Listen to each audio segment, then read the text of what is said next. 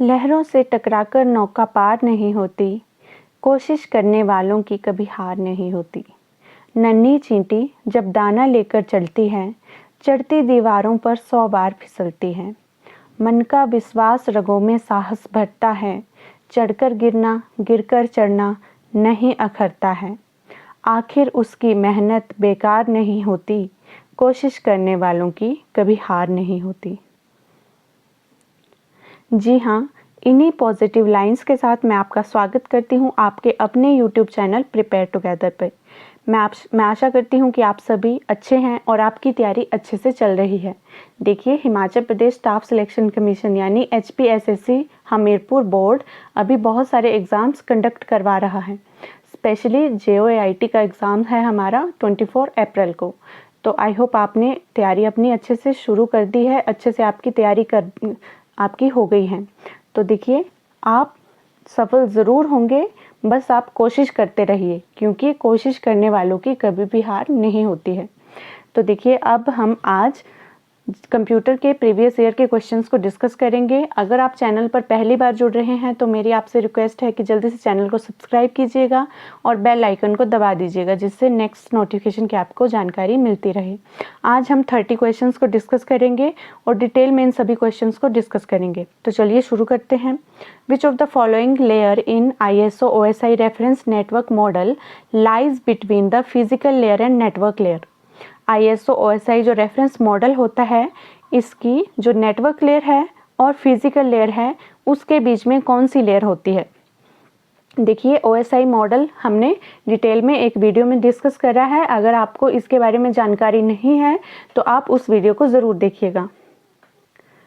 तो इस क्वेश्चन का जो राइट आंसर है वो है ऑप्शन ए, डेटा लिंक लेयर होती है फिजिकल लेयर और नेटवर्क लेयर के बीच में। हम एक बार इन लेयर्स को रिवाइज कर लेते हैं। देखिए, OSI मॉडल की 7 लेयर्स होती हैं। सबसे नीचे वाली लेयर है फिजिकल लेयर, इसके ऊपर है data link layer, data link के ऊपर है नेटवर्क लेयर, नेटवर्क लेयर के ऊपर है ट्रांसपोर्ट लेयर, ट्रांसपोर्ट लेयर के ऊपर है सेशन लेयर, सेशन लेयर के ऊपर है प्रेजेंटेशन लेयर और सबसे ऊपर वाली लेयर है एप्लीकेशन लेयर। तो इस हायरार्की को याद रखिएगा।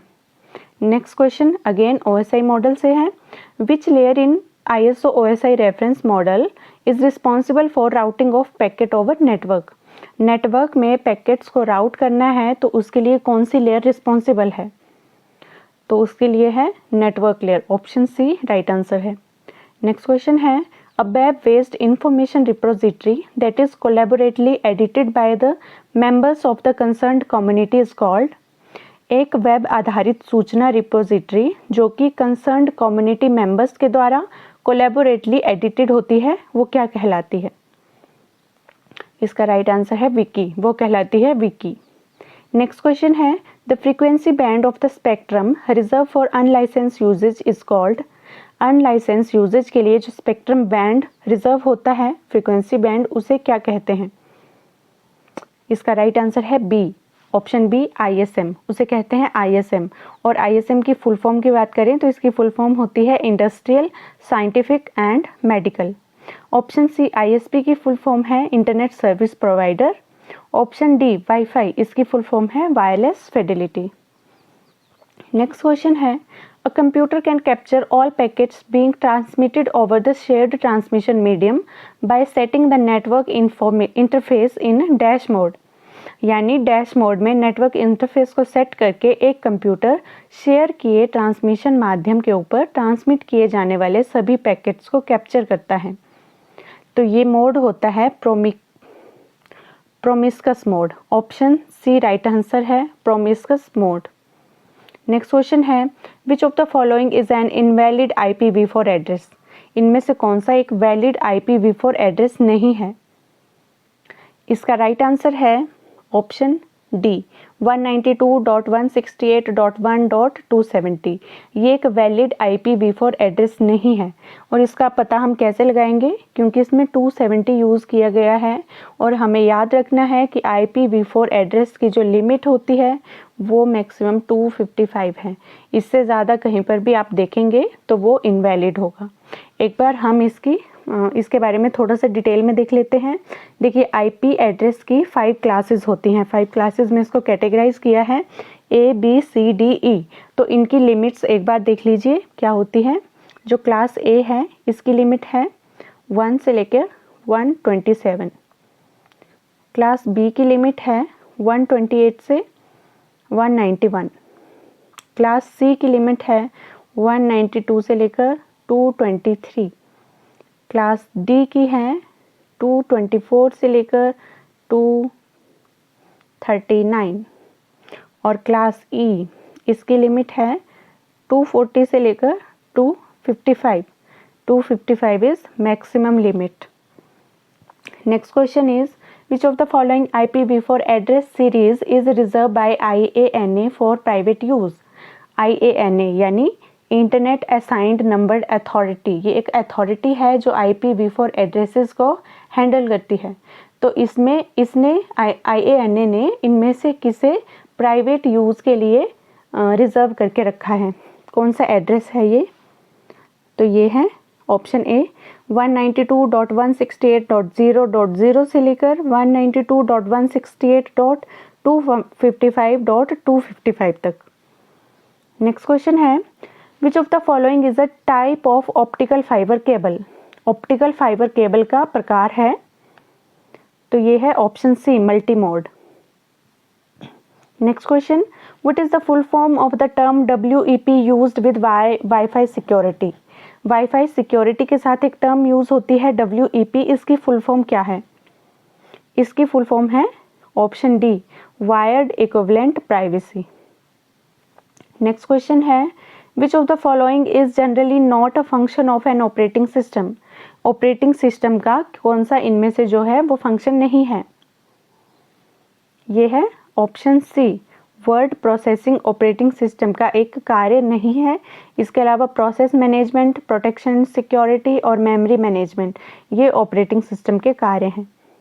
नेक्स्ट है which of the following CPU scheduling algorithms may not cause starvation? इनमें से कौन सा CPU शेड्यूलिंग एल्गोरिथम है जिसके कारण स्टारवेशन नहीं होता है?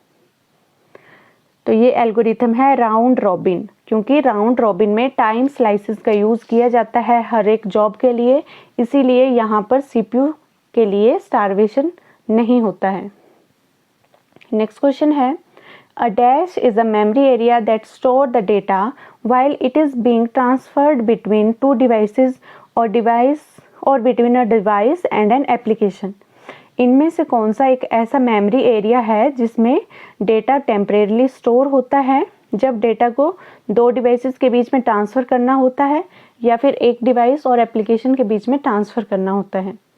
तो ये जो स्टोरेज एरिया है उसे बोलते हैं buffer. Option C right answer है। नेक्स्ट क्वेश्चन है which of the following is not a major version of Microsoft Windows operating system? Microsoft Windows operating system का इनमें से कौन सा मेजर वर्जन नहीं है? तो ये विंडोज़ XP मेजर वर्जन नहीं है। ऑप्शन बी राइट आंसर है XE।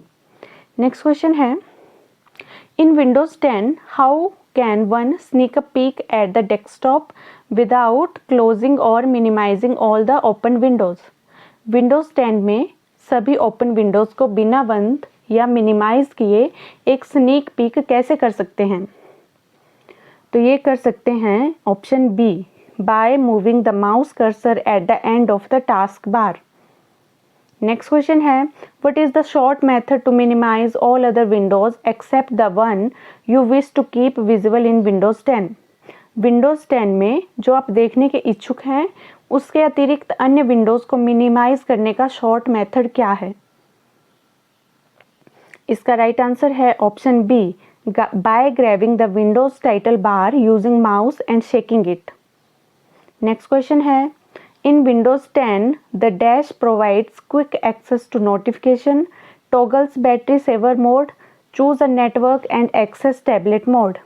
इनमें से विंडोज 10 में नोटिफिकेशन तक शीघ्र पहुंचना, toggle battery saver mode, network चयन और टैबलेट मोड एक्सेस प्रदान करता है। इसका राइट आंसर है ऑप्शन सी एक्शन सेंटर ये सभी चीज़ें प्रोवाइड करता है। नेक्स्ट क्वेश्चन है which of the Which of these describes a situation when a computer does not respond any input from the user? जब इनमें से कौन सी स्थिति होती है जब कोई इनपुट यूजर द्वारा देने पर कंप्यूटर उसका रिस्पॉन्ड नहीं करता है? तो इसका राइट आंसर है ऑप्शन बी, हैंग की स्थिति होती है। नेक्स्ट क्वेश्चन है, A dash is a situation that arises when two threads access a shared variable simultaneously and the final value in the variable depend on the order of execution of threads instruction.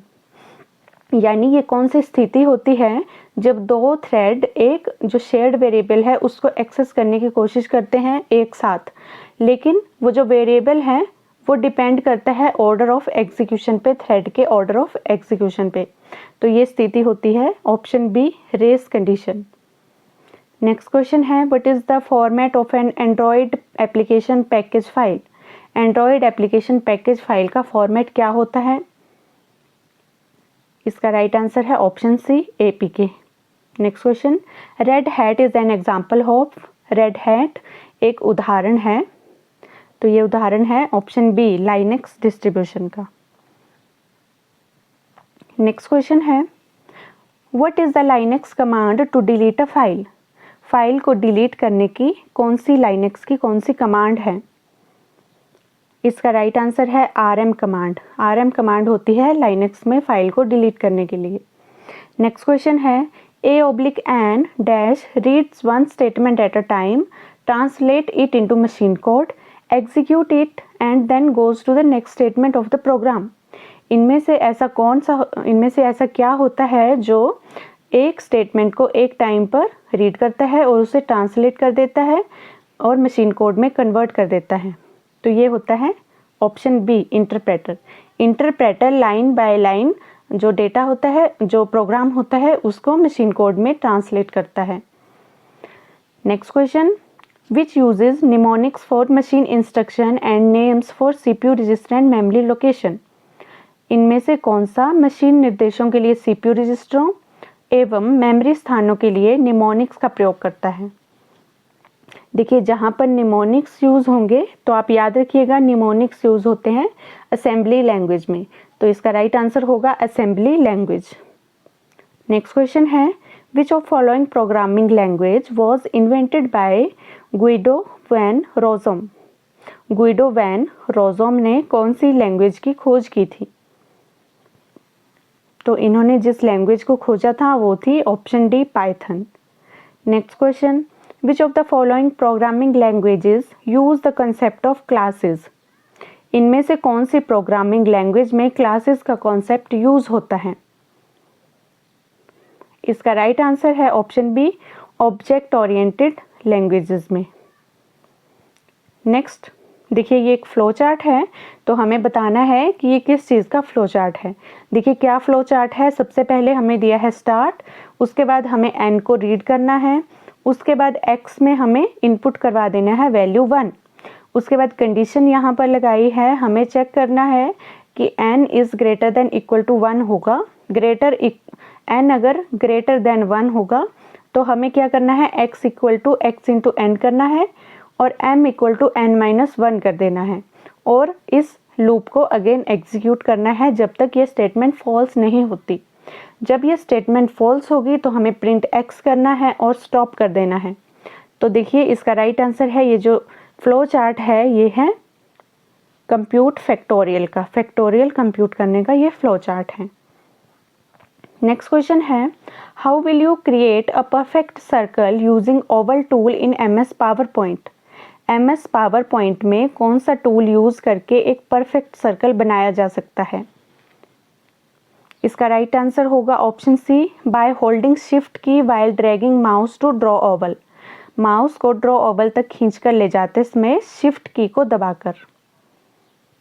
Next question है, which of the following is not a type of animation in MS PowerPoint? MS PowerPoint में animation का इनमें से कौन सा type नहीं है? इसका राइट आंसर है option A, rotation. MS PowerPoint में एनिमेशन का टाइप नहीं है। Next question, the dash view shows current slide and next slide, speaker notes and a timer to help the presenter. इनमें से कौन सा व्यू होता है जिसकी सहायता से वर्तमान स्लाइड, अगली स्लाइड और स्पीकर नोट और टाइमर को दर्शाता है? ये होता है प्रेजेंटर व्यू। ऑप्शन बी इसका राइट आंसर है। नेक्स्ट है last question, what is the character sequence to be type in equation editor in MS Word to insert a mathematical formula? देखिए ये एक मैथमेटिकल फॉर्मूला दिया हुआ है, अगर इसे MS वर्ड में टाइप करना है तो हमें किस तरह से लिखेंगे? इसका राइट आंसर होगा ऑप्शन बी। इस तरह से जब हम लिखेंगे तो हमें ये मैथमेटिकल फॉर्मूला MS वर्ड में लिखा हुआ मिल जाएगा। So that's all for today. I hope आपको ये वीडियो अच्छी लगी होगी, हेल्पफुल लगी होगी। अगर आपको ये वीडियो अच्छी लगी होगी तो वीडियो को लाइक कीजिएगा, चैनल को सब्सक्राइब कीजिएगा। Thank you, have a good day.